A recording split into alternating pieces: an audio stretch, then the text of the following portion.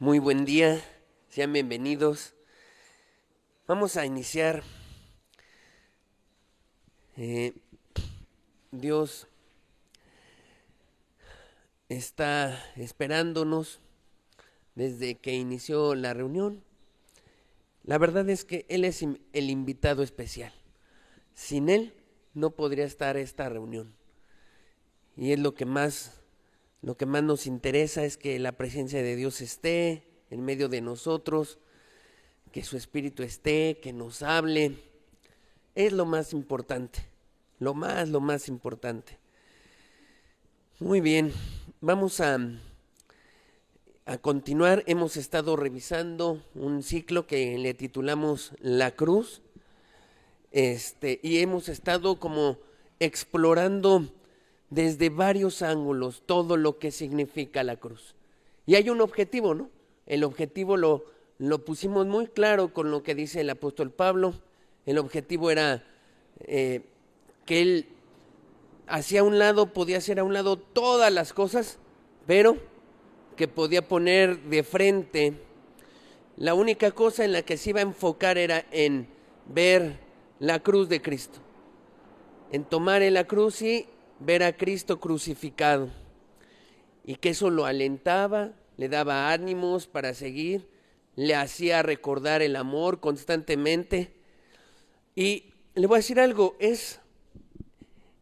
¿acaso es malo recordar cada domingo o todos los días lo que padeció Jesús por nosotros? Pues no, al contrario. Y uno puede hasta hablar de este tema todo un año, enfocando desde diferentes áreas, y nada que vamos a tener por mal eso. Al contrario, nos va a edificar mucho porque nos va a alentar a seguir perseverando, porque nos va a enfocar, porque es la forma en que Dios tuvo un plan también para acabar con el egoísmo del ser humano, porque es la forma de darnos cuenta de hacia dónde vamos, cuál es el objetivo en nuestra vida. Encierra tantas cosas esto. Pero bueno, así que con el favor de Dios, pues continuamos hablando de este tema. Muy bien, si ponemos la primera lámina, por favor. Miren, es importante estos dos puntos. Para la salvación del hombre son necesarias dos cosas, según la Escritura, ¿no? Porque según hoy mucha gente pueden ser obras y hacer esto, hacer aquello, hasta rezar, ayunar. Según el mundo puede decirte muchas cosas, pero según la Escritura, la palabra de Dios, solo son dos cosas importantes para la salvación del ser humano. Una es un arrepentimiento y la otra es la fe en Jesucristo. Y hemos estado, por eso revisamos todo un ciclo acerca del verdadero arrepentimiento. Y rápido le recordamos, ¿no? 4 cosas importantes para decir, sí, estoy caminando en un verdadero arrepentimiento. Número 1 era cambiar nuestra manera de pensar. Si antes pensábamos en solo, pues esto me conviene porque esto me da placer, ahora pienso diferente y digo, no, a ver, tengo que ubicar que no todo lo que me da placer me conviene a mi vida o es lo mejor que puedo destinar para mi vida. Y eso implica también todas las decisiones en nuestra vida. O sea, vamos a cambiarnos de zona de trabajo. La pregunta sería, pues es que me conviene, por eso lo hago. No, conviene a la eternidad. ¿Esto le agrada a Dios? Entonces lo hago. Ese es el primer paso, cambiar nuestra manera de pensar. Otro que revisamos es cambiar nuestras intenciones egoístas de por qué hacemos las cosas, porque a veces nos disponemos para empezar a hacer cosas buenas y decimos, no, sí, voy a cambiar, ya le voy a poner todo el entusiasmo en el cristianismo, estoy convencido y voy a hacerlo. Y yo le decía, bueno, ¿por qué usted ya le va a echar ganas en su matrimonio? Pues porque si no, ya no voy a tener chacha, que me haga la comida. No, esa es una intención egoísta totalmente. le voy a poner todo las ganas a este asunto. ¿Por qué? Porque me conviene que mi esposa no se vaya de la casa, porque es la que me cocina, me plancha y me hace todo. Es una intención egoísta. Entonces, debemos de cambiar o vigilar bien por qué hacemos las cosas. Alguien puede llegar aquí a esta congre y a lo mejor hasta decir, yo quiero ayudar a limpiar y a montar esa lona y a mover cosas. Bueno, ¿por qué razón? Así me voy al cielo, así me voy al cielo. Entre más cosas haga, me voy al cielo. No, espérate, no es por ahí, no es por ahí. Así no se da la salvación en Cristo.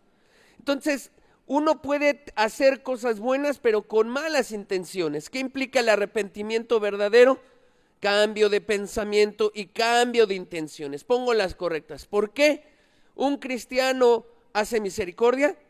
Bueno, porque lo hace por gratitud a Dios. Porque dice, bueno, Dios me ha amado tanto, me amó tanto en la cruz, ahí reflejó todo su amor y ahora yo dispongo y le doy gracias y quiero ayudar a otros porque me siento tan bendecido por Dios, porque hizo tanto por mí y ahora retribuyo ese amor haciendo esto. Eso es la verdadera intención. Por amor, por gratitud, hacer las cosas. Entonces uno en su casa empieza a hacer bien las cosas con su esposa o su esposo o con sus hijos. ¿Por qué? Porque uno dice, Dios, qué mal he sido y tú tan bueno, y para todo lo malo que hice con mis hijos y mi esposa, tú lo único que hiciste fue pagarme con tanto amor en la cruz y me perdonas. Así que, hijos, esposa o esposo, permítanme servirles. Ahí está una verdadera intención. ¿Se da cuenta? Hay un cambio de intenciones. Nada más buscar, no, yo quiero que mis hijos se salven y los traigo aquí porque ya estoy harto de ellos y que Dios me los cambie. No es la correcta intención. Entonces todos debemos de revisar. Recuerdo que en un mensaje como este le narré lo que escuché en la radio cuando me subí a un transporte, ¿no? A un microbús.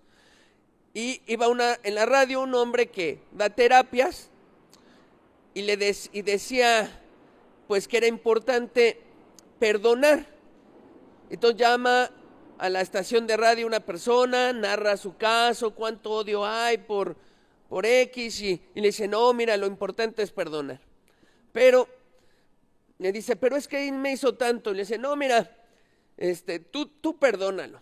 Y la verdad es que, porque si tú no lo perdonas, lo que estás haciendo es primero dañarte a ti misma. Decía yo, bueno, está bien, creo que es un buen punto para empezar a abordar, ¿no? Y además, porque de esa manera, la verdad, no le haces ni tantito de cosquillas. No, si tú quieres hacer algo, ya verás que luego a esa persona le va a pasar algo malo y va a tener algo triste, pero tú no te dañes a ti mismo. Yo decía, aparentemente se oye bien el consejo, pero es antibíblico. Lo único que está haciendo esa persona es enfocar a decir, dejo esto porque me conviene a mí. Dejo de odiar a otra persona porque me daña mi hígado, mi salud y me daña aquello. Y no porque eso está mal y hiere y lastima y ese pecado va a lastimar a otros y te aparta de Dios y lastimas a Dios. No, el enfoque era porque a ti te daña, deja de odiar.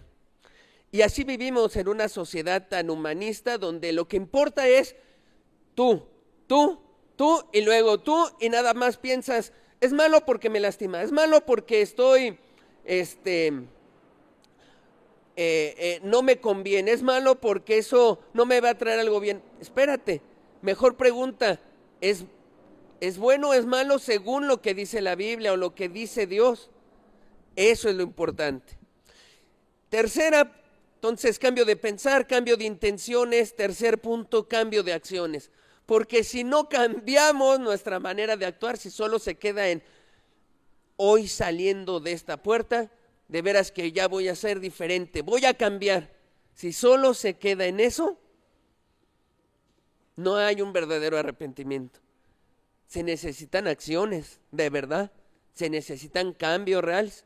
Cambié mi manera de pensar y ahora voy a hacer lo contrario.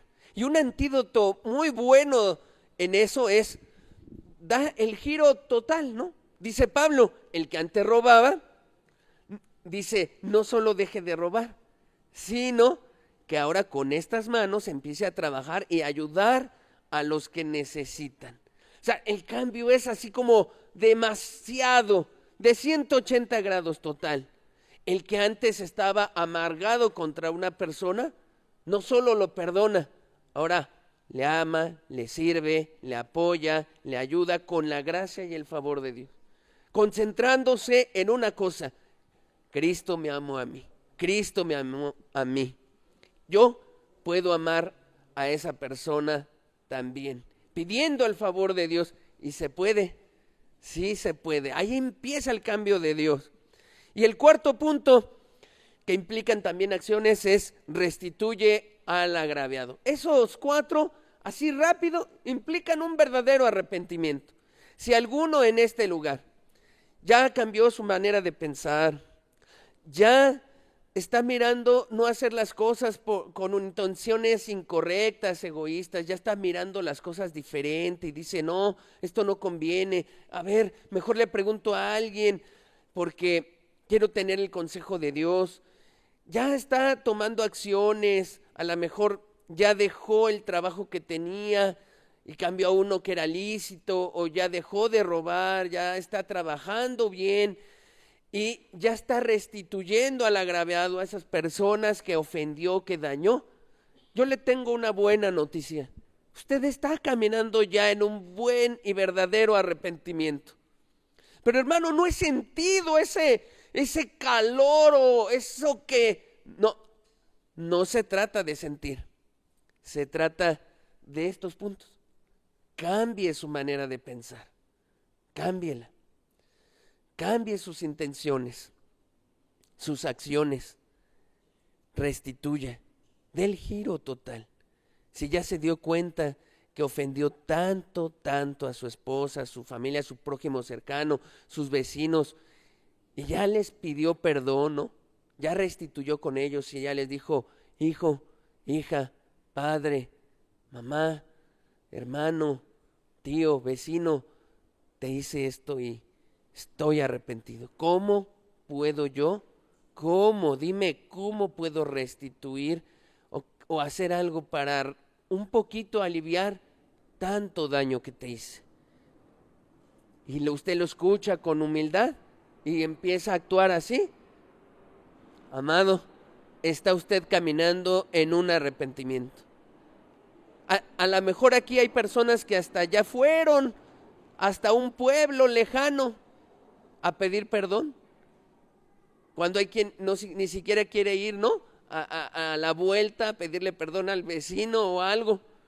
Pero a lo mejor aquí hay alguien que ya fue muy lejos allá. Yo quiero decirle, está tomando las decisiones correctas y está usted caminando en ese arrepentimiento. ¿Qué le falta?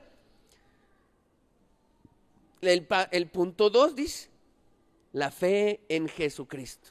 Una confianza de niños. Mira, un verdadero arrepentimiento es como te abre la puerta y entonces tú cruzas por ahí y has llegado a un nuevo punto. ¿Cuál es? Te abre la puerta a decir, ahora confía plenamente en Jesús.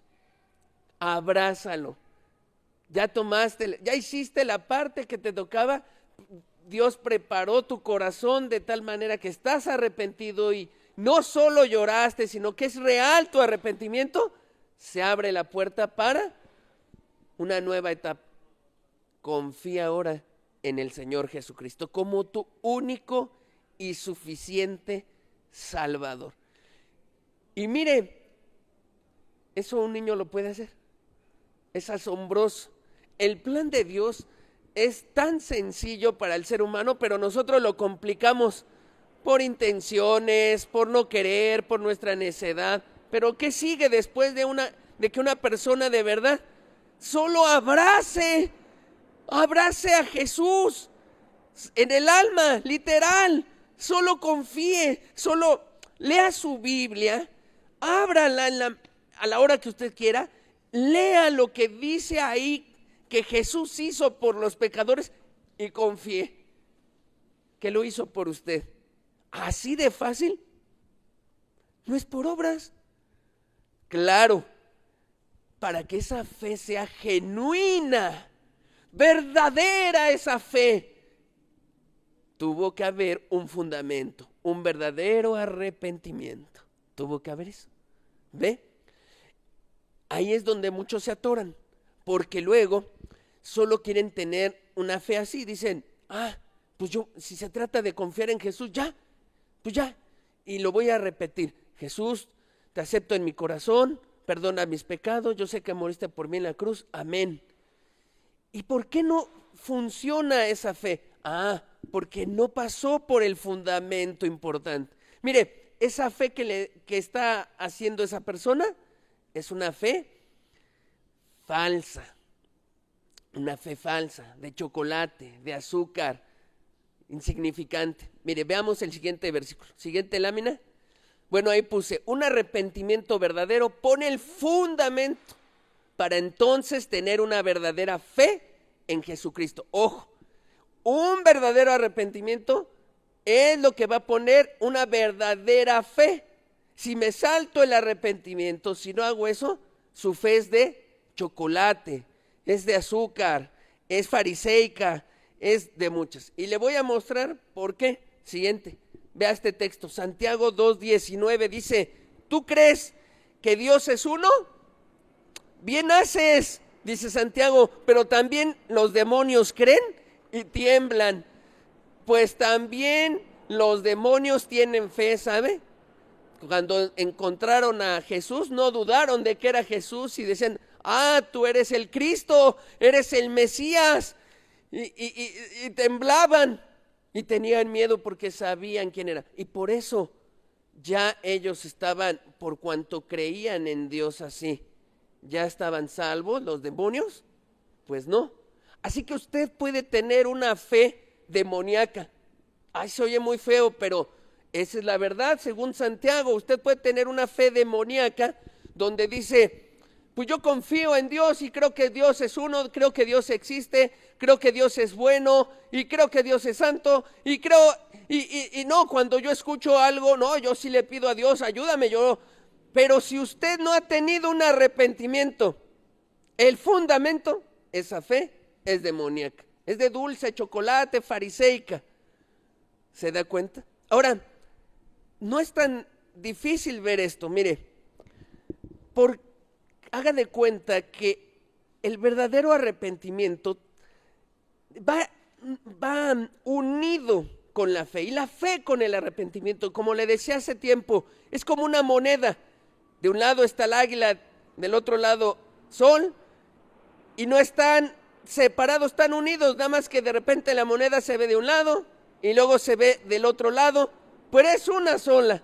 Así es esto, porque para ejercer un profundo y verdadero arrepentimiento se necesita fe también.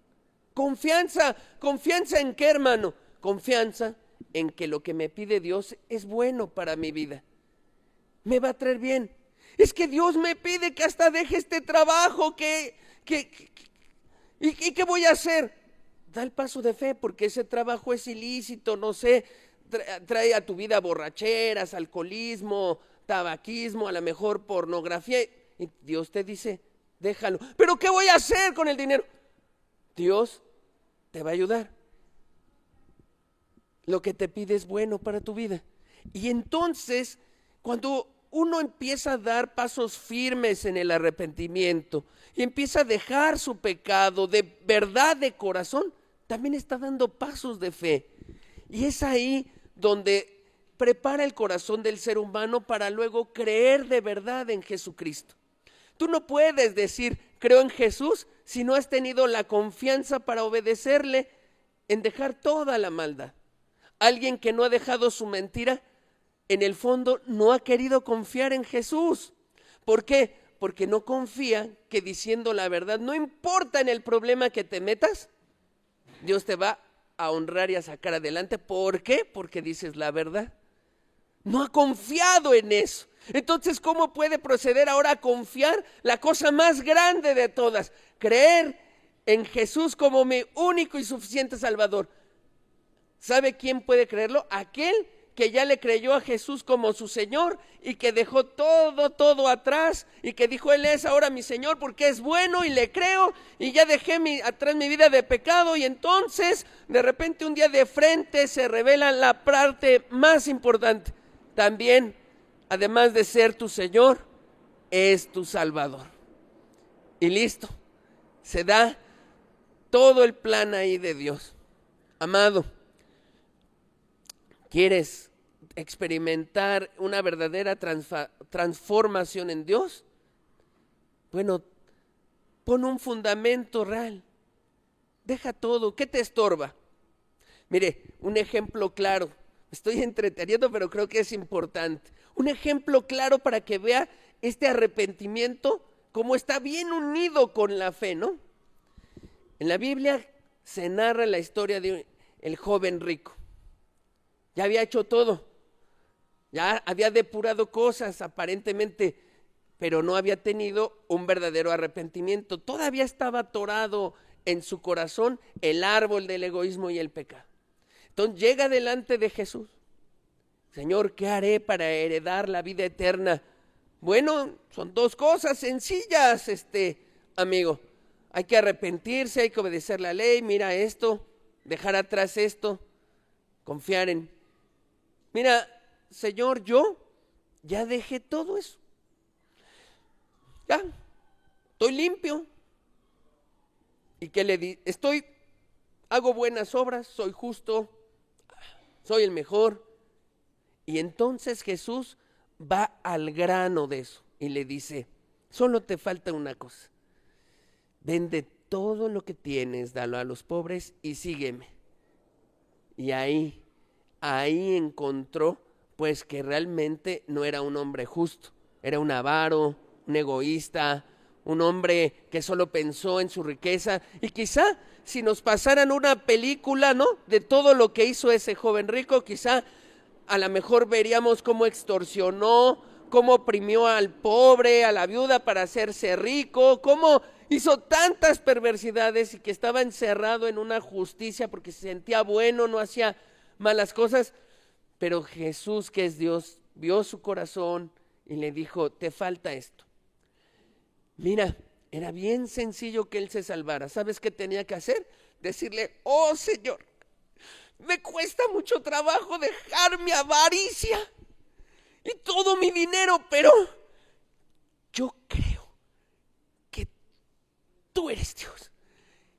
En tu nombre, aquí está mi dinero, pero no mi dinero, mi corazón avaro, lo entrego.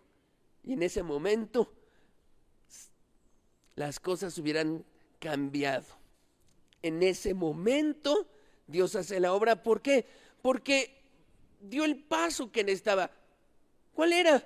Un profundo arrepentimiento. Es decir, estoy mal y esto es, y ya te necesito con todas mis fuerzas, Señor, y voy a confiar en ti. Da el paso, listo. Lo que seguía era esperar a que Dios revelara que iba a haber un pago por tal maldad que había hecho, la muerte de Jesús. Amado, ¿qué le atora? ¿Qué le atora para soltarse, abandonarse totalmente y a abrazar la cruz? ¿Qué le atora? Bueno, se resuelve con una cosa: confía en Dios. Entréguele todo. Él sabe cómo conducir nuestra vida.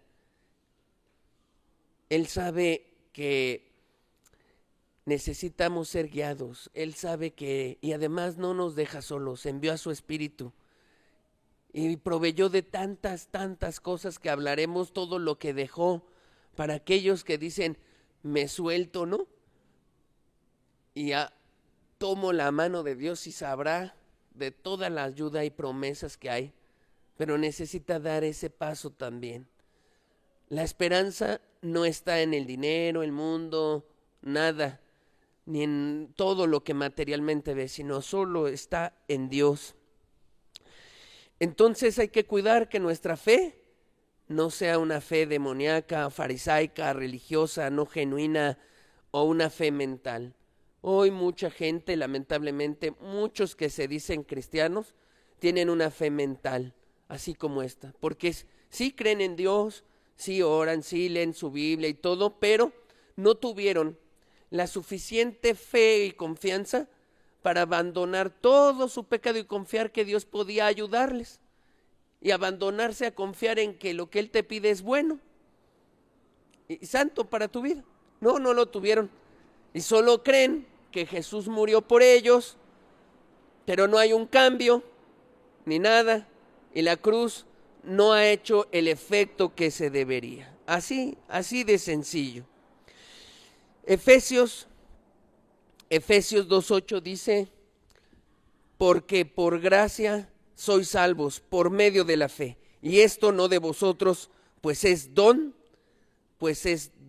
de Dios.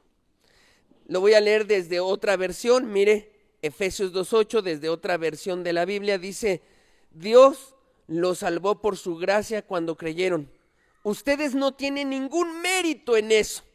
Es un regalo de Dios. Vea esa otra versión, me parece muy hermoso cómo lo traduce.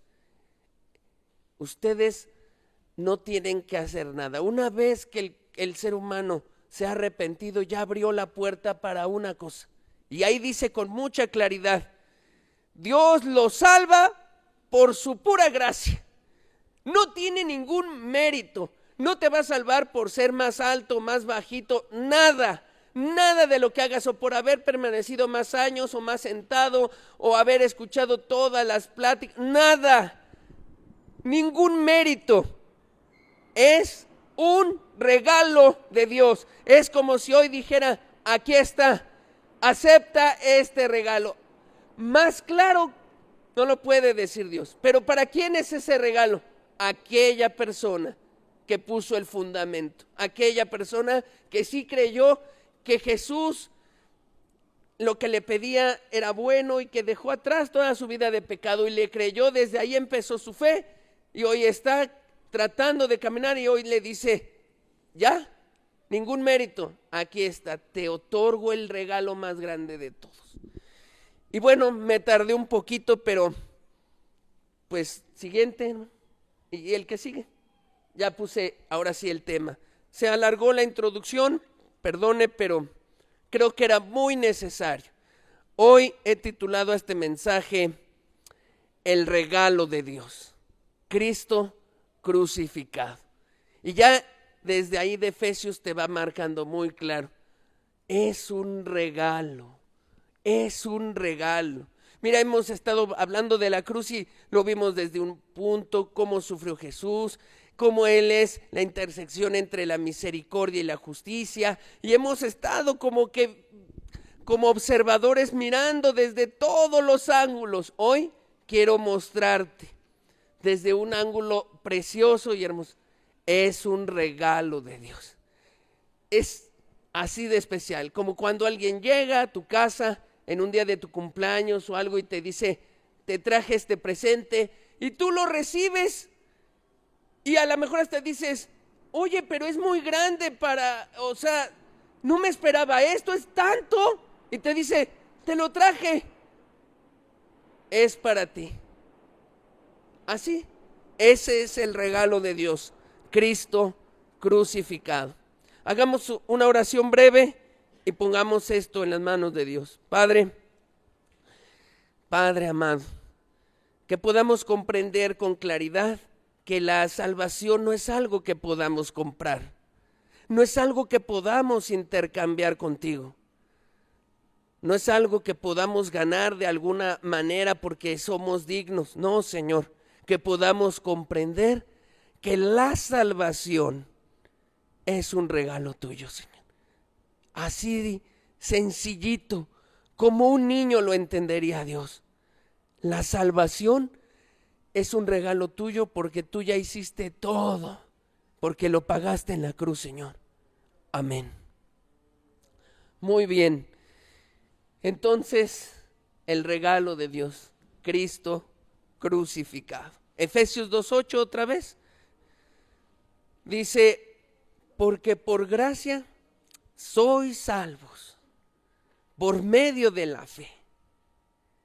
Y esto no de vosotros, pues es don de Dios. Amado, lo primero que puedo decirte de este versículo es que es Jesucristo el que salva, el que justifica, el que regenera, el que nos da una oportunidad, el que compró nuestra vida llena de maldad y de pecado, el que rescata del hoyo nuestra vida. Nosotros no podemos hacer algo, no podemos hacer nada, es un don de Dios. Cuando yo estaba estudiando este pasaje, le voy a decir algo que a mí me habló Dios algo nuevo, porque Dios nos habla algo nuevo. Lo que hoy le comparto, pues ya Dios me había hablado hace tiempo esto también. Pero entonces uno luego dice, ay, eso ya lo vi. Espéreme, déjele digo qué me habló Dios. Y en esa última parte dice, pues es don de Dios. Si usted es papá, tiene hijos, a lo mejor está preocupado por la salvación de ellos. Yo lo estoy. Y oro a Dios y quizás son de las cargas más grandes que tengo. Lloro, no siempre. A veces pues solo oro y le pido por esto, por aquello, porque me haga más sabio. Y entiendo una cosa y la pongo en práctica, entiendo otra. Pero quiero transmitirle que es algo que a los padres nos preocupa, ¿no? Entonces, así como que, Dios, que mi hijo se salve y que entienda. Y a veces hasta quiero, no sé, hacer hasta lo imposible, ¿no? Y lo que me decía Dios con esto es, por más que te esfuerces y hagas, tú solo puedes hacer lo que te dije que hicieras. Estórbales en su pecado. No seas un padre que les permita pecar, no. Pero la salvación es un don de Dios. Yo la doy. No tú. No, tú como papá no puedes hacer nada. De verdad. Solo orar y esperar. ¿Por qué, amado? Es un don de Dios. Es un regalo que Él da. Es algo que Él otorga. Listo. Es algo que Él pone. Y le digo una cosa. Aunque todos aquí los papás nos pusiéramos a ayunar 40 días y 40 noches, pues no asegura nada de que ya al terminar los 40 días nuestros hijos se van a convertir. Porque es un don de Dios, no son nuestras obras o méritos o algo, sino es el regalo de Dios. ¿Para qué? Para aquel que, como dice ahí al principio, porque por gracia sos salvos por medio de la fe. Cuando alguien abre la puerta de la fe y decide creer, el regalo viene a su vida. Y es algo hermoso. Le voy a decir otra verdad. Tampoco puedo hacer mucho por usted. Oro, los hermanos oramos, intercedemos, damos un consejo, exponemos la escritura. Le decimos a Dios, Señor, ayúdale a tal persona, conviértelo, estorba, quítale esto, abre su entendimiento, todo lo que se nos pueda atravesar en nuestra mente y en nuestro corazón y que el Espíritu pone, lo pedimos. Pero esto es un don de Dios, es un regalo que Él le da a quien lo quiere recibir, está listo, nada más. No se puede hacer. Por eso, la gloria no es para ningún hombre. Yo nunca me atreveré a decir, ni podría decir, cuántos se convirtieron en mi sermón. No, no lo haré jamás. Porque la salvación no es lo que yo hable y predique ni nada de eso. Es un don de Dios. Y lo da al que Él quiere, en el momento que Él quiere. Oh, amado, a lo mejor, y lo da pues al que se lo pide, porque si nadie se lo pide, pues ¿cómo lo va a dar Dios? Aunque yo predique y predique y predique, pues Dios va a decir, pues es que no lo quieren, no me lo han pedido. Y qué triste sería, ¿no? Amado, y eso me descarga un poco en el sentido a veces de decir, bueno, yo hago lo que puedo con mis hijos, con mi familia, en esta congre al predicar, hago lo que puedo, todo lo que está en mis fuerzas hacer. Pero la parte, y eso a lo mejor solo es un 1%, son 3 pescados y 5 panes. Pero la otra parte, la de multiplicar los peces y los panes para alimentar a 5,000, o la parte de revelar y dar el don de Dios, eso solo lo hace Dios, a quien Él quiere. Pero Él quiere para todos, solo es cuestión de que abra la puerta de la fe y que decida confiar en Él. Eso es lo primero que dice este versículo de parte de Pablo. No podemos hacer mucho. También a las esposas. ¿Has orado mucho por tu esposo? ¿Qué te voy a decir? Esposo, ¿has orado mucho por tu esposa? Pues sigue orando, pero no te sientas triste, decaído, angustiado, de decir, es que ¿qué más hago? Porque no te toca a ti. No son nuestras obras lo que le va a salvar. Sí, claro, nuestro testimonio debe ser bueno. Sí, claro, hay que estorbar, hay que orientar, hay que hablarles la palabra, si no, ¿cómo van a creer? Pero no podemos hacer algo que solo le toca a Dios. No podemos, estamos incapacitados, somos seres humanos. El único que puede dar ese regalo es Dios. Y se lo da a uno, pues a veces ni siquiera en el momento pues, que uno espera. O sea, uno piensa, bueno, ese entendimiento, ese regalo me va a llegar un día en la congre, en una reunión muy ungida. No, porque Dios no quiere que todo quede por obras. Si no, al rato le van a aplaudir al predicador y van a decir, ¡oh, qué sermón! Por ese me salvé. Dios no va a pelearse con eso. Dios va a querer recibir toda la gloria para Él, toda. Yo le digo, le he platicado, yo me salvé en la esquina, ¿no? Entre el Estado de México, la ciudad, en una esquinita, la avenida, por si usted la conoce, se la digo, se llama Avenida Texcoco, ¿no? Del Estado, entre la Nezahualcóyotl y la Juan Escutia, creo, de Colonias. En esa esquinita, Dios me dio el regalo, el don de la salvación, haciéndome entender y abrazando con fe de que Jesús había perdonado todo. No tuve una revelación así de que bajó no, solo entendí, solo creí, para serles honesto, solo creí lo que ya me habían dicho, lo creí, abrí la puerta de la fe, claro, atrás ya había abierto la puerta, ya había puesto el fundamento, ya había creído para ir a restituir, y ya había creído, como le he narrado en todo este ciclo, cómo fui con mi padre, cómo hablé y restituí con tal persona, cómo hablé con tal, y yo en todo ese momento me conducía con fe para decir, Dios, en ti confío, quiero hacer lo bueno, ya quiero obedecerte. Hice todo lo que tenía que hacer confiando en Él, pero faltaba que Dios me diera ese precioso regalo, el don de Dios. Y entonces se abrió la puerta. Creí y lo obtuve. Y solo fue sencillo, lo he dicho en varias ocasiones, pero si le ayuda, para que vea que no es nada complicado, solo creí. Mi justicia está en el cielo. Es Jesús. Así, sencillito. Ese pensamiento lo creí con todo mi corazón y descansé. Y como si una piedra inmensa hubiera caído de mi espalda, se fue. Ya, todo lo había pagado Jesús. Pero a mí ya no era, es que uno vive pensando eso, Jesús lo hizo para toda la humanidad y eso, pero en el momento en que lo creí para mí, fui libre. es un don de Dios. ¿Qué más?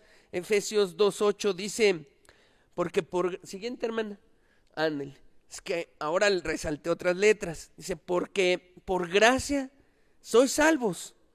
La palabra gracia significa gratuito, regalo, algo que no merecemos, pero es un regalo. Es cuando alguien por gracia te da algo sin recibir pago alguno y sin esperar algo. Cuando alguien te dice, mira, te traje esto, pero hay gente que te dice, te traje esto, y luego espera, a ver qué me das tú, ¿no? A veces la gente reacciona así en estas épocas, ¿no? Donde la gente se da regalos.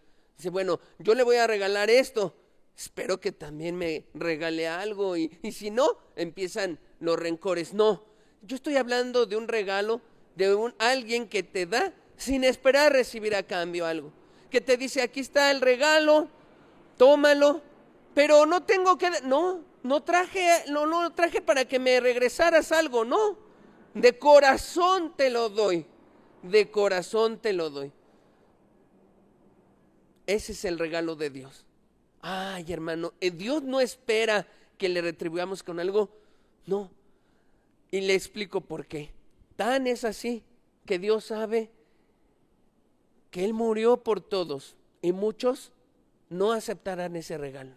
Muchos se han ido de esta vida, están en la eternidad sin haber aceptado ese regalo, habiéndolo despreciado, habiendo preferido mejor mis planes, mis proyectos, mis ideas, mi pecado, mis deleites. Preferí que ese regalo divino de Dios. Dios lo sabe. Y sin embargo no dijo, cuando estaba en la cruz, no dijo, solo voy a morir por los que creen. No dijo eso. No dijo. Antes bien, porque de tal manera amó Dios al mundo, que ha dado a su Hijo unigénito, para que todo aquel que en Él cree no se pierda, sino tenga esa vida eterna. Lo hizo por todos, aún por los que no le van a regresar nada a cambio, aún por los que van a decir lo desprecio y lo rechazo, también lo hizo por ellos, por todos lo hizo. Es un regalo especial. Qué hermoso es Jesús, un don de Dios especial, un regalo que no espera. Claro que a nosotros nos bendice mucho corresponder a ese regalo. Nosotros somos los primeros bendecidos al darle gracias a Dios por ese regalo y decir, gracias Señor, gracias por este regalo. Y quiero vivir ahora agradeciéndote por este regalo, Señor. Nosotros somos los primeros bendecidos, ¿sabe? Dios no se le cae ni una cosita de nada, nada se altera en su reino celestial, ni el trono, ni cae una gotita menos o más, nada pasa si nosotros no agradecemos el regalo. No, nada se altera. Nosotros somos los bendecidos al agradecer, al tener ese regalo y agradecer, o al rechazarlo, pues somos los que nos perdemos de esa bendición. Pero eso es la palabra gracia. La palabra gracia. Ahora, rápidamente voy a decir un texto de aquellos que rechazan ese regalo. Los que rechazan el regalo. Hebreos 10, versículo 26 y 27 dice, porque si pecáramos voluntariamente, vea, sabiendo, voluntariamente, después de haber recibido el conocimiento de la verdad, ya no queda más sacrificio por los pecados, sino una horrenda expectación de juicio y de hervor de fuego que ha de devorar los adversarios. ¿Por qué pone Dios ese versículo tan fuerte? Es más, el libro de Hebreos es un libro que muchos no quieren tomar ni estudiar, porque contienen los versículos más fuertes como ese que hay en la Escritura. Es un versículo muy fuerte. Hermana, ¿ya pasó ese? ¿El de Hebreos? Ah, seguía ese. Ok, bueno, es un versículo muy fuerte.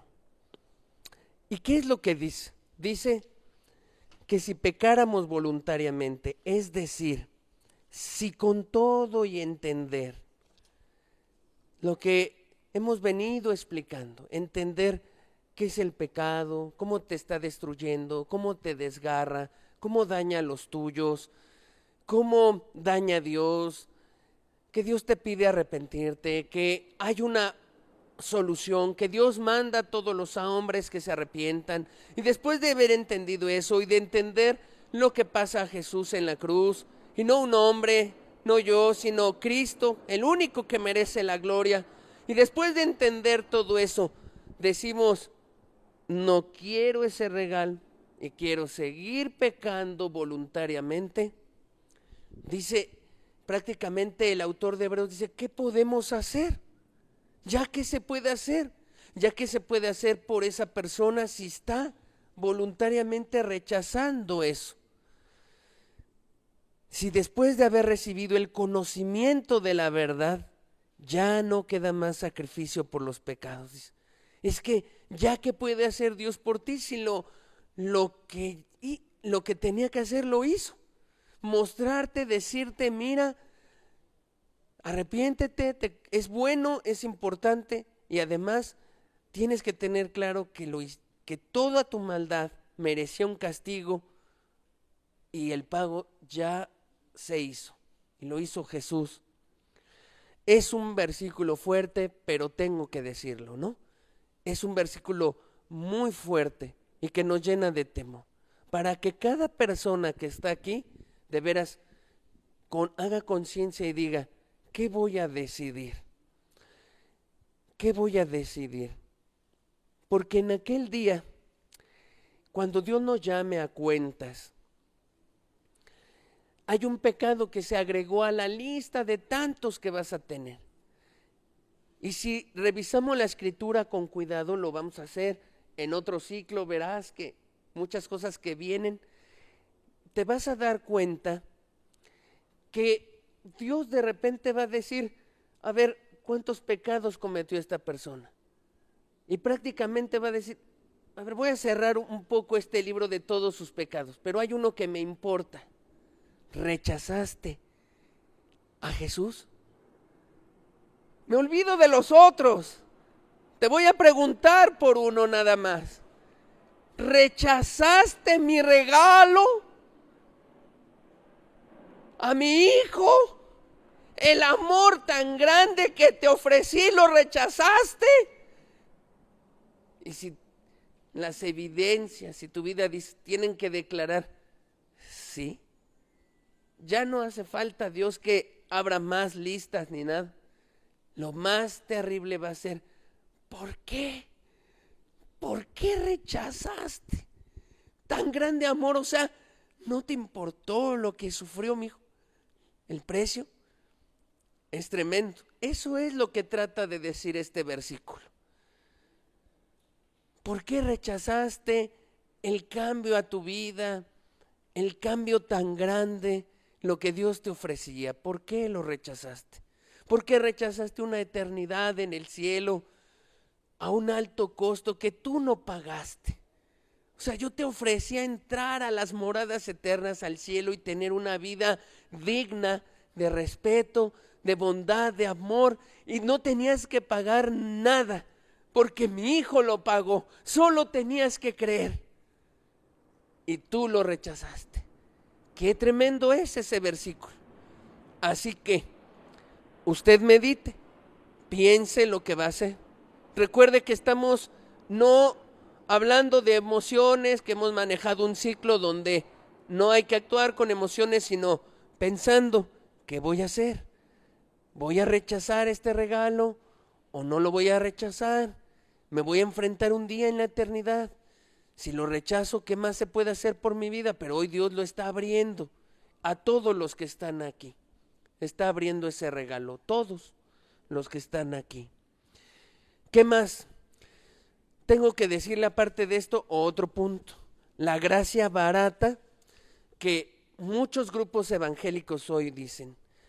Ese regalo de Dios, esa gracia, que es ese regalo que te dan, también lo han confundido mucho y lo ponen a una altura para decir, pues si Dios ya dio el regalo y Dios nos está dando su perdón y Cristo en la cruz perdonó nuestros pecados, pues hay que pecar a gusto, ¿no? Al fin que Cristo ya nos perdonó.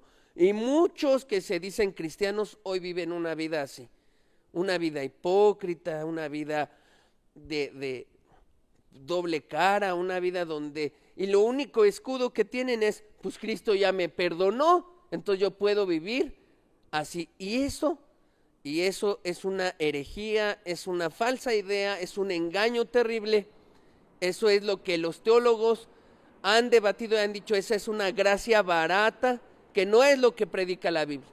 La verdadera gracia es un regalo de Dios que te da y que entonces la gente no peca más contra Dios por una cosa, porque está agradecido con Dios de tan grande sacrificio y porque confía en Él y confía como su Señor y que le va a ayudar en todo momento y es libre del pecado. Y a veces se puede llegar que un cristiano caiga en un pecado, sí, pero va a ser lo ocasional. Si alguno, dice la palabra, hubiere pecado, abogado tenemos para con Cristo el Padre. Si alguno hubiera caído en algo, pero ya no va a ser la práctica, o ya no va a ser uso de esta gracia barata. No, no lo es. ¿Qué más? Mateo 1:21, ¿sí lo puse, hermano? No, ¿verdad? Creo que puse entonces en otra lámina. Muy bien, entonces, si ponemos hacia atrás, ¿ve dónde está la balancita? ¿Sí está esa? Ok. ¿Qué otra cosa le tengo que decir? Que la gracia, este regalo de Dios, Cristo crucificado, es un don de Dios y le decía, no son por obras. Hay mucha gente que hace buenas obras, pero las hace para saciar su culpa. La gente se esfuerza por hacer cosas buenas y trata de hacer cada vez menos cosas malas. La gente piensa que un día estará delante de Dios y serán más cosas buenas las que tenga a su favor que cosas malas. Y esto será su entrada al cielo. Creo en otro momento lo expliqué, pero es importante decirlo otra vez. La gente piensa que la entrada al cielo es como que Dios tiene una balanza en su mano. Dice, mire, la gente eso imagina. Y entonces imagina que de un lado están las cosas malas que hemos hecho en esta tierra y del otro lado las cosas buenas que hemos hecho en la tierra. Y eso piensa la gente, que entonces va a llegar el día del juicio y que van a pesar más las cosas buenas y se esfuerza y se esfuerza y se esfuerza en hacer cosas buenas. Y un día Dios va a decir, hijo mío, tienes más cosas buenas, el reino de los cielos es tuyo. Eso es falso, es un engaño, es una herejía, eso no dice la Biblia. No es por obras, es un don de Dios, es un regalo. Nada sustituye. Ahora fíjese lo que dice la Escritura. Isaías 64:6 dice, si bien todos nosotros somos como suciedad y todas nuestras justicias, todas sus buenas obras, las cosas buenas que ha hecho, para Dios son como trapo de inmundicia. Y caímos todos nosotros como la hoja y nuestras maldades nos llevaron como viento. Para Dios, mientras vivamos una vida de pecado sin el perdón de Cristo, sin que Jesús nos haya perdonado, todas las cosas buenas que usted hace no le abonan a ninguna balanza. Al contrario, dice que Dios las ve como trapos de injusticia. Ahora, un ejemplo claro es como imagínese una esposa que comete adulterio y entonces llega con el esposo y le dice, te traje ese café que te gusta, pero ¿cómo me dices eso si yo te acabo de encontrar? Bueno, mira, te saco tus pantuflas. ¿Qué es lo mínimo que esperaría? Lo siento, un perdóname, un quebrantamiento, un decir, la regué, Es más, no merezco tu perdón. Pero si usted intenta comprarlo con, te traje tus pantuflas, tu café, te gusta esto, ¿cómo vería esa persona? Ya, apártate de mí, o sea, tú ni te ha casado en la cabeza lo que acabas de hacer. Así ve Dios todas las obras buenas que hacemos cuando no ha habido un arrepentimiento verdadero y no nos ha perdonado Cristo. Lo ve y dice, ni creas que le abonas a tu balancita nada, tus buenas obras no son nada. ¿Por qué? Eres como ese adúltero, eres como esa adúltera que cree que me quiere comprar con buenas obras, pero no. ¿Qué más? Dice Jeremías 2:22, aunque te laves con lejía y amontones jabón sobre ti, la mancha de tu pecado permanecerá aún delante de mí, dijo Jehová el Señor. Entonces, aunque el ser humano quiera hacer buenas cosas para lavarse, solo una cosa nos puede lavar: la sangre de Jesús. Solo eso, no hay otra. No hay muchos rezos, no hay muchos ayunos, nada. Solo es el regalo de Dios, don de Dios. Y es tan sencillo acercarse como un niño, pero se necesita humildad, se necesita haber puesto el fundamento del arrepentimiento. Y entonces esa fe es genuina y verdadera y puedes tú confiar en Jesús de todo tu corazón. Lucas 16:15 dice, entonces les dijo, ya para abonar esto de la balanza, entonces les dijo, vosotros sois los que os justificáis a vosotros mismos delante de los hombres. Miren lo que les dice Jesús, ustedes se justifican a sí mismos, mas Dios conoce vuestro corazón, porque lo que los hombres tienen por sublime delante de Dios es abominación. ¿Por qué habló estas palabras Jesús? A hombres que se sentían justos, sus buenas obras, que tenían todas, ay, pues yo tengo todo esto, soy bueno, y que le dijo, no, dice, tú te justificas delante de los hombres y delante de muchos da la apariencia de que tú eres piadoso, pero yo conozco tu corazón y en tu corazón no hay rectitud, no ha habido un arrepentimiento genuino de todo lo malo que has hecho y no has confiado en lo único que te puede salvar, en el regalo que costó todo en este universo, en mi Hijo, en Cristo. Qué tremendo, ¿no? Ahora, finalizamos nada más diciendo, si la salvación tuviera que ver con algo que hiciéramos, ¿para qué sufrió tanto Jesús? ¿Para qué? ¿Para qué vino a esta tierra y murió y fue clavado? ¿Para qué? Expliquen, ¿para qué tuvo que pasar tanto el Hijo del Hombre? Si a fin de cuentas Dios iba a valorar a ver quién se porta mejor, no era de quién se portaba mejor y más y le echaba más ganas. Era un asunto de, ¿estás arrepentido? Confía en este regalo que te doy. Eso es todo. Es así de sencilla la salvación. Otro extremo, así como hay un extremo de la gente que pone toda su confianza en las obras y que está ahí en las obras y sus justicias, vamos al otro extremo. Santiago 2, verso 14 al 18, dice, hermanos míos, ¿de qué aprovechará si alguno dice que tiene fe y no tiene obras? ¿Podrá la fe salvarle? Y si un hermano o una hermana están desnudos y tienen necesidad del mantenimiento de cada día, y alguno de vosotros le dice, id en paz, calentaos y saciaos, pero no les dais las cosas que son necesarias para el cuerpo, ¿de qué aprovecha? Así también la fe, si no tiene obras, es muerta en sí misma. Pero alguno dirá, tú tienes fe y yo tengo obras, muéstrame tu fe sin tus obras y yo te mostraré mi fe por mis obras. ¿Qué quiere decir Santiago sin desmenuzar tanto el versículo? ¿Qué quiere decir es esto? Está un extremo de la gente que piensa que por sus obras se gana el cielo. Falso.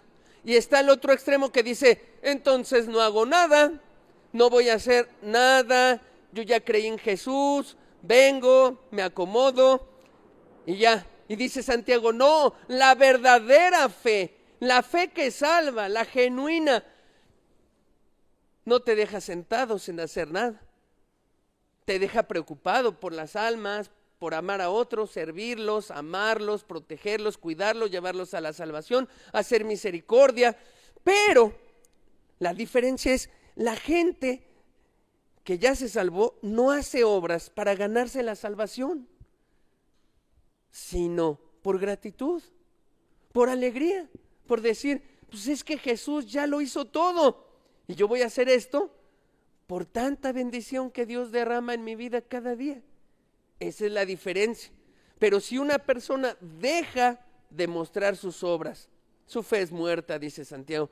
No, pues esa persona tampoco ha creído de verdad, porque el que ha creído de verdad sí hace obras, pero no con intenciones incorrectas para salvación, sino por gratitud las va a hacer, porque ama a Dios, porque es bueno, hasta porque le bendice, porque el hacerlo va a ser bendecida la persona y los que le rodean y van a glorificar a Dios, todo eso. Así que pongo esto para no engañarnos, para que tengamos claro esto.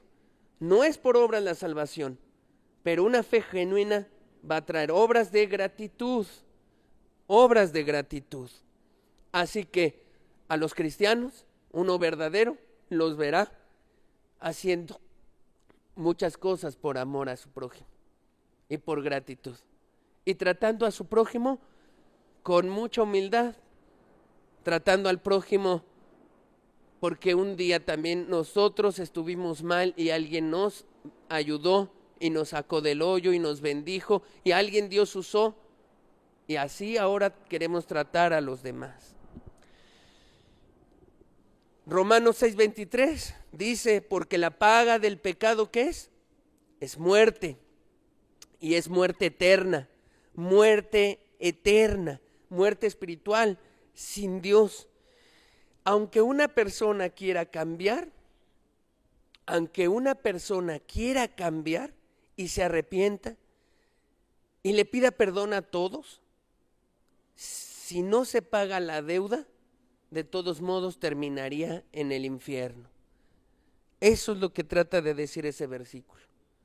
Mira, todos pecamos, yo pequé, todos los que estamos en este lugar pecamos contra Dios. Hicimos algo terrible que creo que todavía no alcanzamos a imaginar lo que nuestro pecado dañó. Hemos como que caminado en los bordes nada más, como una vestidura, como este bordecito que está en mi saco, no en mi manga, el bordecito apenas. Hemos caminado por eso y vislumbrado todo lo que implica el pecado en nuestra vida, en la vida de otros y lo que dañó a este universo.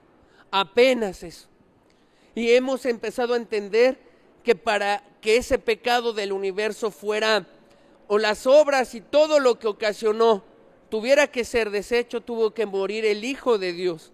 Y apenas, así como que vemos un hilito de, quizá en la eternidad entenderemos tanto de esto profundo. Pero lo que nos debe quedar claro es, la paga del pecado es la muerte. Es la muerte. Y aunque queramos echarle ahora todas las ganas, si alguien no paga nuestra deuda, vamos a ir al infierno. Por eso es importante, no es cualquier cosa confiar en Jesús, porque en aquel día, aunque le digamos a Dios, Señor, fíjate que me arrepentí, dejé todo, ya caminé bien, ya Señor, ya le eché ganas. A partir del 10 de diciembre del 2023 mi vida cambió. De todos modos, Dios va a sacar un libro y van a estar ahí todas las cosas, toda el acta de tus pecados, y te va a decir, la sentencia es, eres culpable de todo esto, tú vas al infierno. Pero Señor, ya me arrepentí. Tú debes algo. La paga del pecado es la muerte. Pero si tú confías en Jesús como tu Señor y Salvador, la Escritura dice, Él clavó en la cruz el acta de nuestros pecados. Fin del asunto. Y aquel día, cuando estemos en el cielo, y se abran los libros, lo único que podemos decir es: yo confié en el Cordero de Dios. Eso es todo. Creí a Él. Y viví una vida que reflejaba que había creído en Él. ¿Y qué crees que va a pasar? Cristo mostrará las heridas y dirá: yo pagué por Él. Creyó en mí. Pagué por el Padre. Aquí está el pago y mis heridas. Pagué por Él. ¡Qué bendición! Y no importa el pecado más grave que hayas cometido, el sacrificio de Cristo es suficiente para perdonar el más escandaloso y terrible pecado. Lo es. Aquel día es lo único que nos puede salvar. Ni nuestras obras, ni nada. Solo el regalo de Dios, Cristo crucificado. Ezequiel 18:4 dice: he aquí que todas las almas son mías, como el alma del Padre, así el alma del Hijo es mía. El alma que pecare, esa morirá. Esa morirá. Para que nos quede claro, no hay otro. O confiamos en Jesús, o nos espera de todos modos el infierno, aunque te portes bien. Romanos 6:23, regresamos y dice: porque la paga del pecado es muerte. Pero ahora la otra parte dice: mas la dádiva, el don de Dios, su regalo, es vida eterna en Cristo Jesús, Señor nuestro. Es Cristo Jesús, Señor nuestro. Esto es lo que explica la gracia. Ahora ya voy a terminar, solo voy a leer Isaías 53 para describirte esa gracia bendita de Cristo, esa gracia especial. Dice Isaías 53, desde hace 8 días que miramos la crucifixión de Jesús y cómo el profeta empezó a narrar, pero solo vi 2 versículos. Déjame leerte los demás. Dice: despreciado y desechado entre los hombres, varón de dolores, experimentado en quebranto, y como que escondimos de él el rostro, fue menospreciado y no lo estimamos. Ciertamente llevó él nuestras enfermedades y sufrió nuestros dolores, y nosotros le tuvimos por azotado, por herido de Dios y abatido. Mas él fue por nuestras rebeliones, molido por nuestros pecados. Eso molido, pues creo que ya nos quedó claro de todo el dolor que sintió Jesús, emocional, física, o sea, literal, molido. Tanto le interesa a Jesús que meditemos en esto, que Él dejó que se celebrara lo que Él llamó la cena del Señor y que se recordara. No dijo con cuánta frecuencia. Algunas iglesias celebran eso cada 8 días. Algunas de hecho llegaron a celebrarlo diario porque era tal lo que vivían que necesitaban recordar cómo había sido Jesús molido por nuestros pecados cada día. Otras lo celebran cada 2 meses o 3, pero eso sí dejó Jesús que se celebrara entre sus discípulos. Y aquí lo dice claro, porque Él fue molido por nuestros pecados. Y cuando se toma el pan y se mastica, en eso debemos pensar los que hemos confiado en Jesús, en que así como tus muelas trituran ese pedazo de pan o galleta, así fue Jesús triturado y sintió el dolor máximo por tus pecados, como cada clavo, cada espina, cada dolor, cada hinchazón. Y eso es lo que Cristo dice: recordar esto, y que eso celebre. Por eso nunca se nos debe olvidar todo lo que pagó Cristo por nosotros, todo lo que fue, porque Él fue molido literal. El castigo de nuestra paz fue sobre Él, y por su llaga fuimos nosotros curados. Se abrió la piel de Jesús en lugar de la nuestra, se abrieron todo su cuerpo en lugar nuestro. Por la llaga de Él fuimos curados. Ese es el regalo de Dios. Verso 6, todos nosotros nos descarriamos como ovejas, cada cual se apartó por su camino, mas Jehová cargó en él el pecado de todos nosotros. Vea lo que está diciendo. Mas Jehová, Dios, cargó en él todo el pecado, todo lo que hiciste, todo. Y te voy a decir algo, cargó también con el que no se arrepintió, nunca. Pues también hasta el pecado. Por eso yo te decía, ese regalo fue para todos. Hasta el que no se arrepintió, tuvo Cristo que cargar con el pecado de todos, los que se iban a arrepentir y a confiar en Él y los que no. Jehová cargó en Él el pecado de todos nosotros. Angustiado Él y afligido, no abrió su boca. Como cordero fue llevado al matadero. Y como oveja delante de sus trasquiladores, enmudeció y no abrió su boca, guardó silencio. Él fácil podía haber dicho, soy inocente, no hice tal maldad. Yo nunca adulteré, diría Jesús, yo nunca robé, yo nunca mentí, yo nunca hice eso, pero se calló porque él estaba asumiendo en ese momento decir, lo voy a hacer por tal persona y me voy a callar para recibir el castigo de esa persona. Eso hizo Jesús. Verso 10, con todo esto Jehová quiso quebrantarlo, sujetándole a padecimiento. Cuando haya puesto su vida en expiación por el pecado, verá linaje, vivirá por largos días y la voluntad de Jehová será en su mano prosperada. Verso 11, verá el fruto de la aflicción de su alma y quedará satisfecho. Por su conocimiento justificará mi siervo justo a muchos y llevará las iniquidades de ellos. El profeta finaliza diciendo, va a haber un día en que Jesús va a mirar que ese sacrificio valió la pena por todos los que quisieron creer. Todos los que quisieron creer.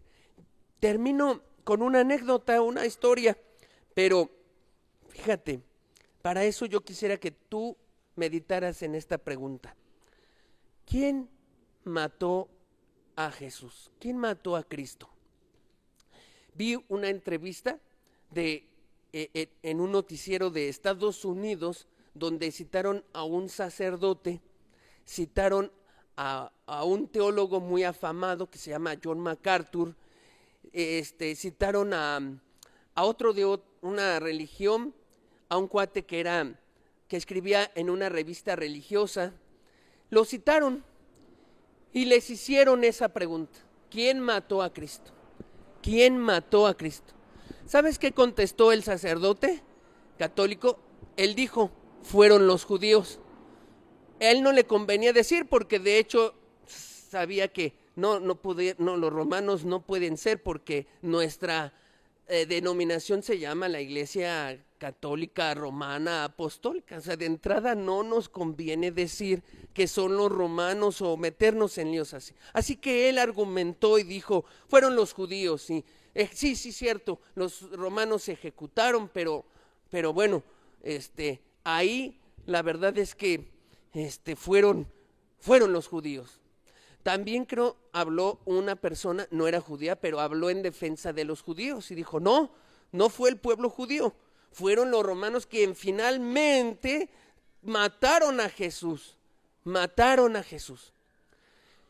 Y el otro hombre, como de una religión que no entendí bien cuál era, dijo, no, pues la muerte mató a Jesús. Fue la respuesta más rara en la entrevista, en aquella que además se transmitió como a muchos canales. Y entonces le preguntaron a John MacArthur, ¿no? Un teólogo que dice ser cristiano. Le preguntan, ¿quién mató a Jesús? Y él responde, bueno, a Jesús lo mató Dios, el Padre. Eso es lo que él responde. Lo mata porque Y sí, es claro, pues deja que todo el escenario ocurra con los judíos y con los romanos y todo, y lo mata porque así tenía que ser, explica John MacArthur. Yo quisiera decirte que sí es verdad, como Dios es soberano y si Él no hubiera permitido eso, de alguna manera no da esa autorización, no hubiera ocurrido así. Pero me parece que al doctor John MacArthur lo podemos corregir y decirle, los que mataron a Jesús fuimos nosotros. Nosotros lo matamos. El Padre no hubiera tenido que hacer tal cosa si tú no hubieras pecado. Pero porque tú pecaste, porque tú y yo pecamos, el Padre tuvo que accionar ese plan. Nosotros matamos a Cristo. Esa es la respuesta real. Y lo dice el profeta. Lo dice el profeta, pues él dice, mas el herido fue por nuestras rebeliones. El castigo de nuestra paz fue por él. Nosotros matamos a Jesús. Esa es la verdad. Nosotros lo matamos. Para que tú puedas captar esto, termino por eso con esta anécdota. Te la voy a narrar rápido. Ponemos la última imagen, hermano. Dice así. Estamos en el año 1929, en Estados Unidos. Y había una persona que viajó del oeste al este en Estados Unidos en busca de trabajo, porque en aquella época Estados Unidos tuvo una crisis económica fuerte, fuertísima. Se vino a la quiebra el mercado de acciones y ocurrió una caída estrepitosa de la economía norteamericana. Un hombre llamado John emigró del oeste de Estados Unidos al este en busca de trabajo y logró tener su trabajo en un lugar. Y desde aquí voy a empezar como a leer. Dice, día tras día, John tomaba asiento en el cuarto de control. Él logró encontrar trabajo en un cuarto de control de ese puente, de un puente como ese, donde lo que tenía que hacer era mover el mecanismo de ese puente y bajaba y pasaba un tren y luego accionaba el mecanismo y el puente se alzaba y pasaba un barco por ahí. Ese era el trabajo de este hombre.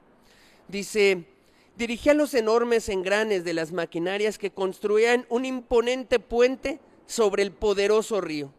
Pensativamente solo solía mirar cómo enormes barcazas y espléndidos buques cruzaban por debajo de su puente, surcando las aguas del río. Entonces mecánicamente él aminoraba los movimientos de la masiva estructura y meditaba en la distancia mientras los largos trenes que se dejaban escuchar iban haciéndose pequeños en las brumas del horizonte. Cada día se despertaba en él la tristeza mientras depositaba en los barcos y en los trenes que se iban sus sueños y visiones de los exóticos destinos y lugares distantes que siempre había querido visitar. No fue hasta 1937, pasaron 8 años, que un nuevo sueño empezó a nacer en su corazón. Su pequeño hijo tenía ya 8 años de edad y John estaba comprometiéndose con la visión de una vida nueva, una vida en la cual Greg, su hijo, trabajaría con él hombro a hombro, una vida de íntima camaradería y profunda amistad. Le narro todo eso porque no es fácil. O sea, yo lo que quiero transmitirle es no nada más una persona de un hombre, yo no, y ya, sino venía saliendo de una crisis económica, se muda al este de Estados Unidos en una crisis con su esposa, él tiene a su hijo, la padece, logra conseguir un trabajo, tiene sueños, quizá ideas como el sueño norteamericano que muchos tienen de llegar, progresar, y tenía ese sueño él. Y cuando su hijo tenía 8 decía, oh, cuántos sueños tengo con mi hijo y que quiero lograr y que quiero hacer con él. Dice, ese primer día de una vida nueva tuvo su aurora y se inició con una alegre incursión por el gran puente, padre e hijo tomados de la mano. Greg contempló con asombro cómo su papá podía manejar los mecanismos que hacían que el instrumento puente se levantara y volviera de nuevo a acomodarse. Mientras miraba, seguro que dentro de él pensaba que su padre era el hombre más grande que haya vivido. Estaba maravillado de que su papá con sus movimientos de una sola de sus manos pudiera controlar lo que hiciera esa mole de estructura que era el puente. Imagínese el papá, como muchos papás somos, ¿no? De repente queremos mostrarle a nuestros hijos lo que podemos y logramos hacer. Y con una mano, mira hijo, ve cómo elevo el puente, cómo se desliza. Dice, antes de que se diera cuenta, la hora del mediodía había llegado. John había operado ya varias veces el puente para permitirle el paso a las embarcaciones que cumplían su itinerario. Y entonces, tomando a su muchacho de la mano, se fueron a disfrutar de almuerzo. Bajaron por un estrecho pasadizo hasta llegar a un puesto de observación a unos 50 pies de altura sobre las aguas del majestuoso Mississippi. Allí se detuvieron y miraban pasmados cómo los barcos cruzaban allá abajo. Entonces John había dejado el puente levantado y miraban por el Mississippi como iban y venían los barcos. Una escena quizá hermosa, ¿no? Y quizá el padre tomando a su hijo de la mano y mirando, allá va y viene. Dice, mientras comían, John le contaba a su pequeño con vívidos detalles, historias acerca de los destinos maravillosos de los buques que se deslizaban ante sus miradas. Atrapado en un mundo de pensamientos, él hilvanaba historia tras historia mientras su hijo pendía absorto de cada palabra. Entonces, dice, repentinamente en medio de una historia acerca del día en el que el río se desbordó sobre sus riberas, él y su hijo fueron traídos de regreso a la realidad por el penetrante silbato de un distante tren. Imagínate platicando y de repente se oye el tren que viene y el puente está levantado. Dice, mirando atónito a su reloj se dio cuenta que ya era la hora. De inmediato recordó que el puente se hallaba aún levantado y que el expreso de Memphis tenía que cruzarlo en breves minutos. Y bueno, sí se manejan tiempos exactos en eso de cruce de trenes y todo, y entonces dijo, no, se va a producir uno de los catástrofes más grandes de la historia, porque imagínense, el tren se va a descarrilar y todos los pasajeros se iban a morir. Deseando no alarmar a su hijo, trató de disimular su pánico. En el más calmado tono posible, le pidió al muchacho que se mantuviera quieto. Entonces, dando un salto, alcanzó al pasadizo y corrió por el mismo tan rápido como pudo para llegar a la caseta de control. Una vez allí, observó el río para asegurarse de que no había barco alguno a la vista. Antes de accionar, miró, porque ya de 8 años de trabajo ya estaba como muy preparado, muy mecanizado de todo lo que tenía que hacer previo a accionar el puente. Dice, a la estructura del puente la miró y para asegurarse de que nada podía intervenir en su movimiento. Mientras su mirada recorría todos los lugares, vio algo que le horrorizó, paralizándole el corazón dentro del pecho.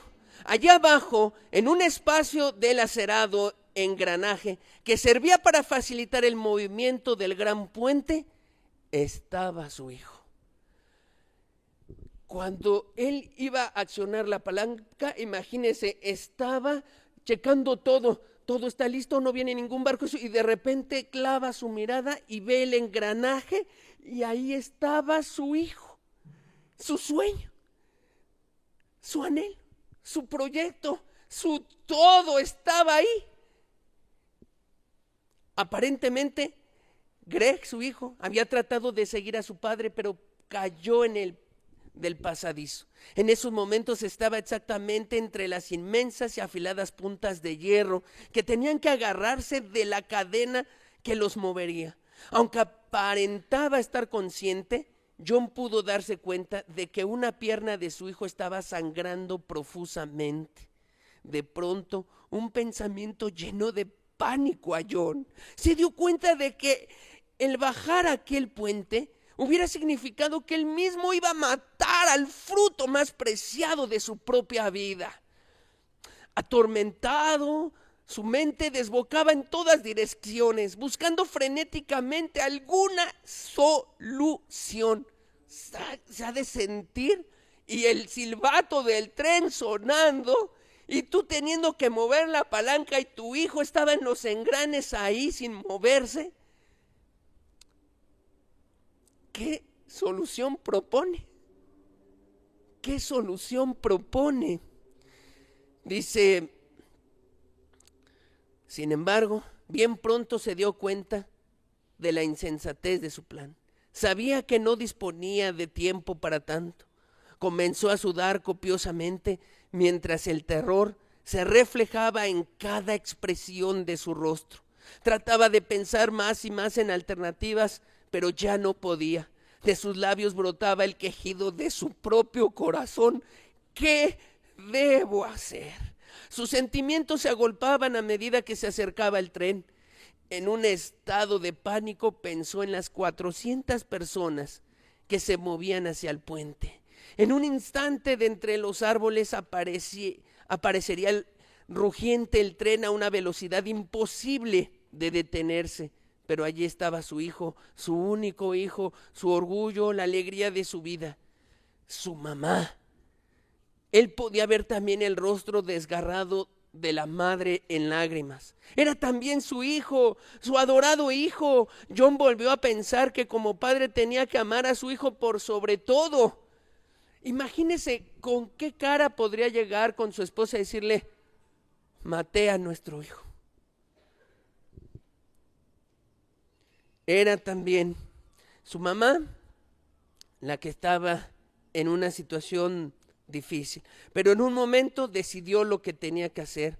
Sabía que tenía que hacerlo, así que clavando su cara sobre su pecho, jaló la palanca.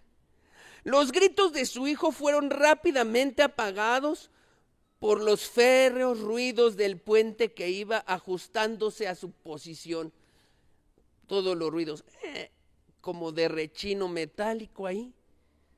Y el puente iba bajando y se iba ajustando mientras se trituraba, molía el muchachito.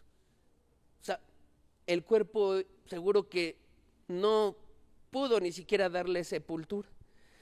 Con solamente segundos de margen, el expreso de Memphis, con sus 400 pasajeros, apareció desde el follaje y cruzó el inmenso puente. John Griffith levantó su empalidecido y lloroso rostro y miró hacia las ventanillas del tren que cruzaba. Un hombre de negocios leía el periódico del día. Un uniformado que iba en el tren conductor miraba negligentemente su reloj de bolsillo. Las damas estaban disfrutando de su té en los carros del comedor. Un pequeño niño extrañamente parecido a su propio hijo Greg hundía la cuchara en una copa rebosante de helado. Todos ellos iban pasando frente a John Griffith en ese tren. Muchos de los pasajeros se veían animados en medio de intrascendentes conversaciones, mientras otros sonreían casi descuidadamente. Pero nadie miró a John Griffith. Ni una sola persona echó una breve mirada al hueco lleno de hierros que había triturado la vida de su vida, todas sus esperanzas y todos sus sueños. Preso de incontenible angustia, él bajó el cristal de su cabina de control y gritó fuertemente: ¿qué es lo que son ustedes? ¿No les importa? ¿No saben que yo he sacrificado a mi hijo por ustedes? ¿Que anda tan mal con ustedes que a nadie le importa? Nadie contestó, nadie oyó, ni siquiera uno miró. Y entonces, tan rápidamente como comenzó, todo había terminado. El tren desapareció, moviéndose raudo por el puente en busca de horizontes. Se acabó. Amado, está tomado de una historia real, de un libro llamado Cristianismo en Crisis de Han Hanegraaff, páginas 153 a 158. Lo que acabo de narrarte es la figura real de lo que pasa en este mundo. Dios sacrificó a su hijo para dar el regalo especial, darte un don. Él, literalmente, el Padre jaló la palanca, no porque él fuera asesino de su propio hijo, sino porque no había más remedio, no había otra solución. Si tú y yo queríamos una oportunidad, no había otra que jalar la palanca y que su hijo fuera triturado ahí, molido por nuestros pecados. Dios, creo que hoy levanta la ventanilla y grita lo que John Griffith grita en todo momento. ¿Quién dice algo? ¿A quién le importó lo que mi hijo pasó? ¿Quién está dispuesto? ¿A quién le interesó? Y el tren siguió su rumbo. Dios hace esa pregunta cada día en este mundo. Y una vez más en este episodio también vimos una cosa. La misericordia, la justicia se encontraron en Jesús. Cerremos nuestros ojos y piensa en esto.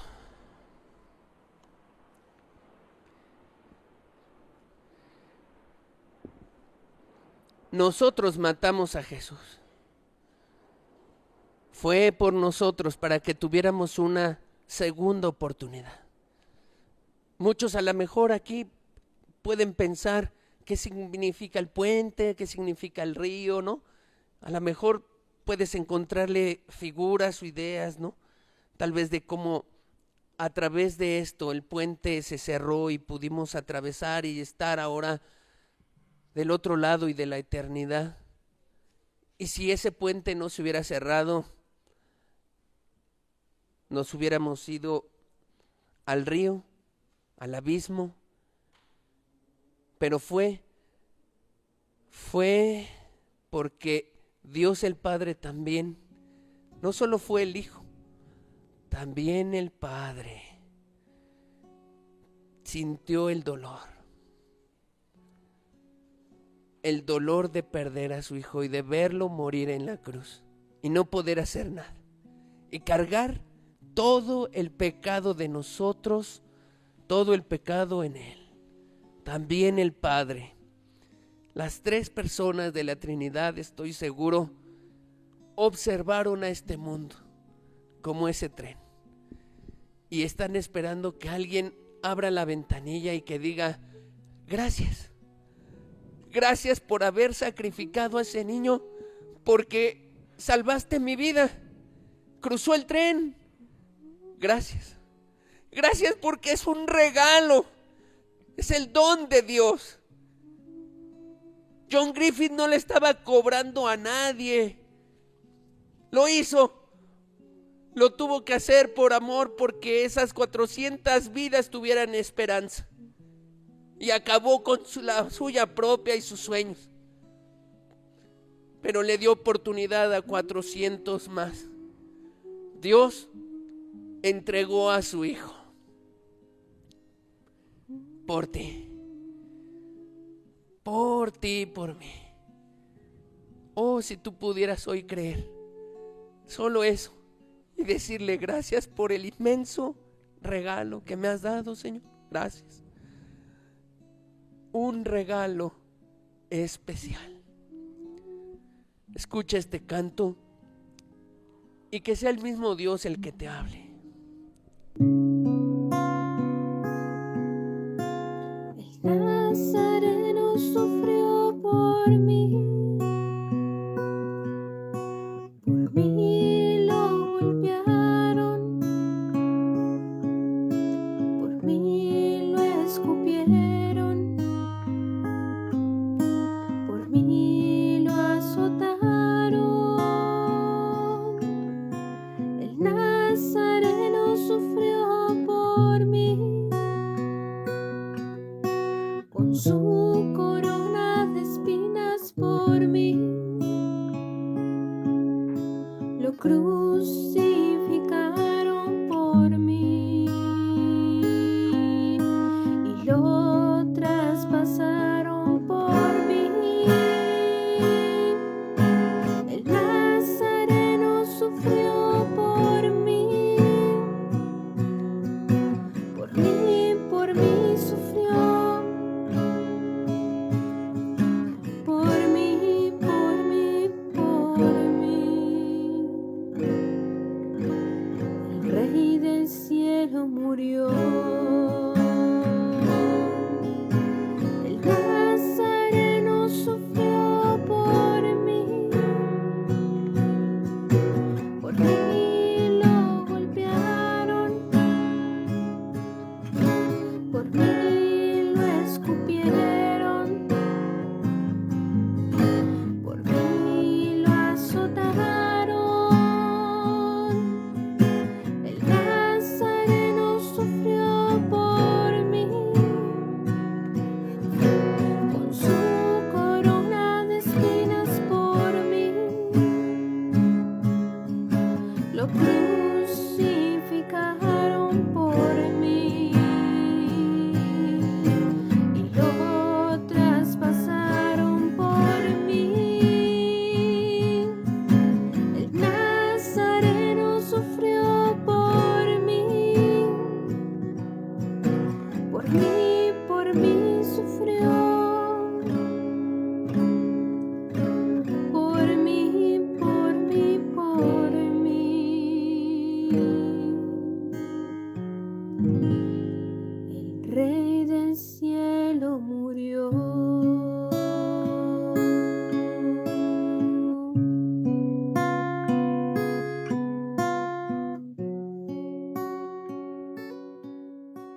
Esta es la gracia de Dios.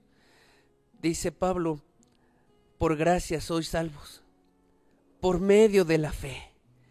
Y esto no de vosotros, pues es don de Dios. Es un regalo que Dios nos da porque no teníamos esperanza. Nada puede pagar lo que hemos hecho, nada. Solo Cristo podía pagarlo. Solo el Cordero inmolado y perfecto podía pagar. Solo alguien que nunca hubiera cometido pecado. Solo alguien que de verdad tuviera tan profundo amor por nosotros, a pesar de haberle pagado como le pagamos y blasfemamos. Este es Cristo. Este es Jesús que te ama con todo su corazón, que es real, que no importa tu pecado. Hoy yo te digo a ti, ¿cuál es tu pecado? Entrégaselo hoy. Entrégaselo. Él te puede perdonar. Este es el Cristo que perdona y que murió molido y que tuvo que padecer el dolor más grande para hacerte sentir y hacerte saber una cosa. El pecado más grande que hayas cometido hoy, yo te lo perdono. Para eso experimenté tanto dolor y toda la ira fue cargada sobre mí. Esta es la verdadera gracia, la gracia que salva, la gracia que nos puede traer a una nueva vida, la gracia que hace que nos entreguemos. Esta es. ¿Tú quieres el perdón de Dios? ¿Quieres que Dios te perdone? Solo tienes que creer. ¿Ya te arrepentiste? O si no te has arrepentido, hoy hazlo. Nada más tienes que dejar atrás tu manera de vivir y confiar en esto. Es tan sencillo. Es tan sencillo. Hoy Dios quiere perdonarte, quiere ayudarte y quiere limpiarte y quiere olvidarse de todo el pecado que has cometido. Solo quiere que confíes en Él. Ese es el Cordero. Yo invito a aquel que quiera ser perdonado por Jesús, que se ponga de pie. No es pasar al frente, pero solo que quiera su perdón, que quiera ser perdonado por Jesús, que quiera recibir este regalo. Escucha otra vez el canto, piensa en esto, abraza lo que Dios te está diciendo. Si no te falta nada, lo único que te falta es, ya créele que lo hizo por ti. Cree que está aquí su Espíritu y que te está diciendo a ti, te perdono. Todos tus pecados te son perdonados, todos te son perdonados. ¿Quieres dejar tu vida pasada? Adelante. No se necesita una serie de enseñanzas, no. Cuando la adúltera llegó, solo le dijo, ¿quién te juzga, mujer? Ya nadie. El que va a pagar por ti, lo ves de frente, en unos días será crucificado. Te libré de ser apedreada porque yo pagaré el precio. Y la mujer que era adúltera se fue, perdonada y limpia, restaurada por Jesús. ¿Qué tienes que hacer? Creo que lo más difícil es ponerse de pie, pero no hay que hacer más sino solo creer y abrazar y decir, sí, Jesús, te amo, ya no me voy a apartar de ti. Ya no quiero, Jesús, esta vida y quiero amarte y tener tu corazón.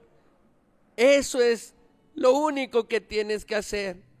No hay que hacer obras, ni más ayunos, ni oraciones, ni rezos, solo confiar en Jesús, el autor y consumador de la fe. Escucha otra vez el canto. El Nazareno sufrió por mí lo golpearon, por mí lo escupieron, por mí lo azotaron. El Nazareno sufrió por mí, con su corona de espinas por mí, lo crucificaron por mí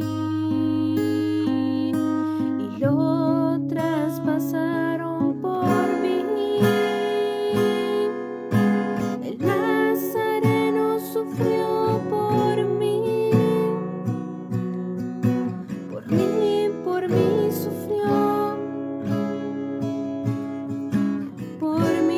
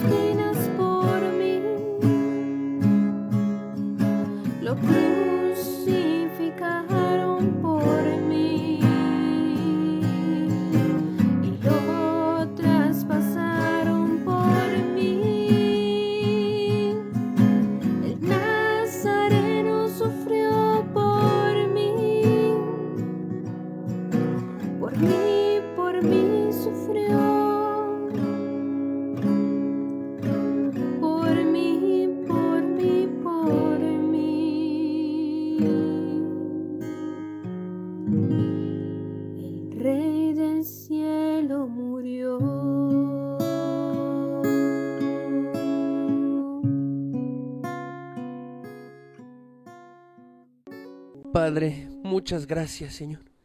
Nosotros sí queremos abrir la ventanilla de ese tren que viaja por este mundo. Queremos abrir la ventanilla, asomarnos y decir gracias por Cristo. Gracias porque fue molido por nuestros pecados. Gracias porque poniendo toda nuestra confianza en sus palabras, en lo que quedó escrito, en el hecho real más comprobable, poniendo toda nuestra esperanza, es que hay vida eterna y nos espera el amor y el gozo en ti, Señor. Muchas gracias por Jesús. No tenía que hacerlo, no tenía que venir a la tierra y padecer, y voluntariamente lo hizo. Y gracias por ti, Padre, que también voluntariamente ofreciste a tu Hijo. Y gracias, Espíritu Santo, por lo que haces, por la paciencia tan grande que tienes con cada pecador como yo, con cada pecador, al estarle hablando, Señor, las cosas más sublimes y verdaderas. Gracias, Señor, gracias por Jesús, por su perdón. Gracias por todo lo que haces. Te ruego que sigas salvando a más, que los que quizá hoy no pudieran encontrar la cavidad o ver, Señor, el regalo que les estás ofreciendo, te pido para que tú los alcances en una avenida, en el elevador, en el trabajo, en la calle, en algún momento, Señor, tú reveles a tu Hijo, porque de tal manera amó Dios al mundo, que ha dado a su Hijo unigénito, el único, para que todo aquel que en él cree no se pierda, mas tenga vida eterna. Vida eterna. Gracias, Señor. Amén.